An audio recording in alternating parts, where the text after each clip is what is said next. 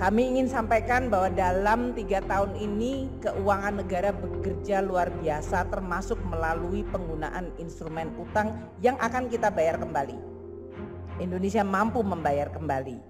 Coba kita lihat, kalau negara ini ingin menjadi negara yang terus maju, makmur, adil, bermartabat, dalam hal ini maka pembangunan harus diselenggarakan, tidak boleh ditunda. Tidak ada pembangunan menunggu sampai negaranya kaya, karena tidak akan kaya kalau tidak ada pembangunan.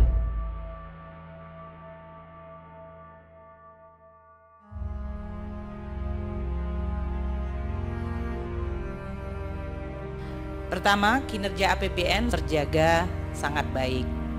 Pendapatan negara kita sampai dengan akhir Februari terkumpul 419,6 triliun.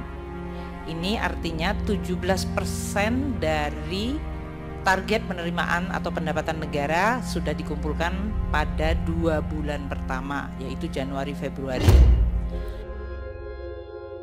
Tumbuhan dari pendapatan negara adalah 38,7% year on year, yaitu terdiri dari pajak, bea dan cukai, dan penerimaan negara bukan pajak. Jadi sampai dengan akhir Februari pendapatan negara tumbuh 38,7%. Dengan 17% total target pendapatan sudah kita kumpulkan. Dengan demikian, kalau lihat 1 dan 2, surplus APBN pada akhir bulan Februari adalah sebesar 131,8 triliun. Jadi APBN kita masih surplus secara total. Keseimbangan primer juga surplus 182,2 triliun. Ini posisi APBN akhir Februari. Tetap hati-hati secara keuangan dan secara keislaman, dikelola dengan baik, dibayar kembali dengan baik. Itu yang namanya upaya keuangan negara untuk membangun umat, seluruh masyarakat Indonesia, terutama para generasi mudanya, agar mereka terus maju menjadi generasi-generasi yang terus bisa mencapai cita-cita kemerdekaan Republik Indonesia.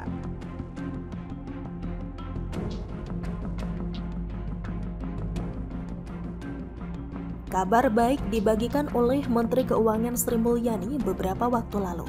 Anggaran pendapatan dan belanja negara atau APBN kini terbukti kembali sehat.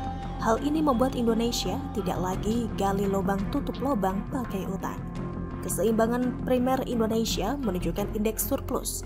Jika total pendapatan negara lebih besar daripada belanja negara di luar pembayaran bunga utang, maka keseimbangan primer akan positif, yang berarti masih tersedia dana yang cukup untuk membayar bunga utang.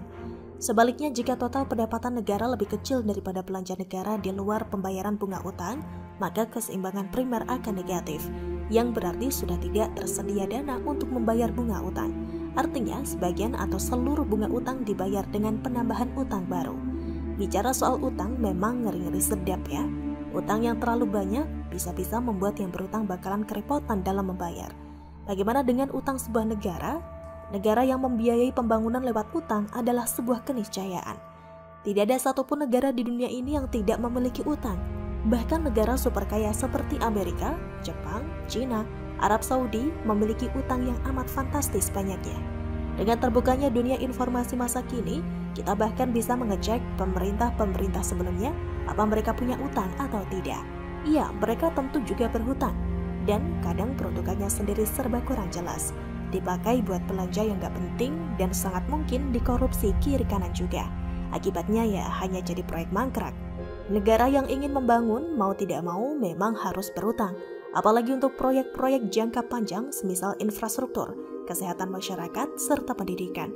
Banyak kalangan di negara ini yang mengkhawatirkan jumlah utang yang dimiliki pemerintah.